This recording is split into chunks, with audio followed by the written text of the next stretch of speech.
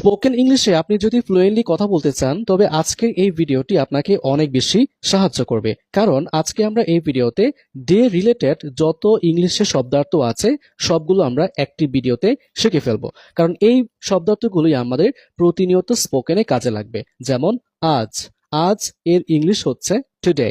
আজ টুডে। গতকাল ইয়েস্টারডে, গতকাল ইয়েস্টারডে। আগামীকাল টুমরো, আগামীকাল টুমরো। আগামী পরশু ডে আফটার টুমরো। আগামী পরশু মানে হচ্ছে সামনে, মানে 2 দিন পরে যে দিনটা আসবে সেটা হচ্ছে আমাদের আগামী পরশু, এবং এটার ইংলিশ হচ্ছে ডে আফটার টুমরো। গত পরশু, 2 দিন আগে যে দিনটা চলে গেছে সেটা হচ্ছে গত পরশু, এর ইংলিশ হচ্ছে day before yesterday, day before yesterday. কয়েকদিন পর পর, এভরি ফিউ ডেজ, কয়েকদিন পর পর এভরি ফিউ ডেজ। একদিন পর পর এভরি আদার ডে, একদিন পর পর এভরি আদার ডে। 2 দিন পর পর এভরি 2 ডেজ, 2 দিন পর পর এভরি 2 ডেজ। 3 দিন পর পর every 3rd days, every 3rd days. এখানে যদি আমি বলি যে 4 দিন পর পর, তাহলে এখানে হবে every 4th days, every 4th days.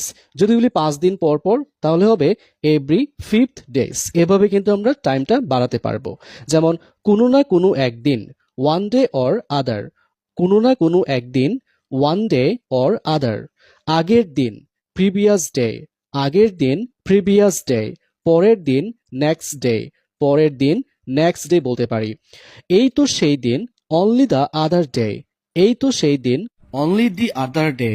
সেই দিনেই, দ্য ভেরি ডে, সেই দিনেই, দ্য ভেরি ডে।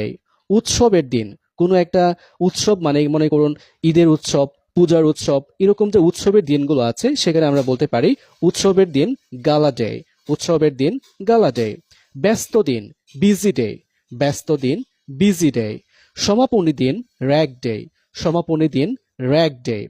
স্মরণীয় দিন মেমোরেবল ডে, স্মরণীয় দিন মেমোরেবল ডে। ছুটির দিন ডে অফ, ছুটির দিন ডে অফ। সেই দিনেই দ্য ভেরি ডে, সেই দিনেই দ্য ভেরি ডে। দিন দিন ডে বাই ডে, দিন দিন ডে বাই ডে। দিনের বেলায় ডে টাইম, দিনের বেলায় ডে টাইম।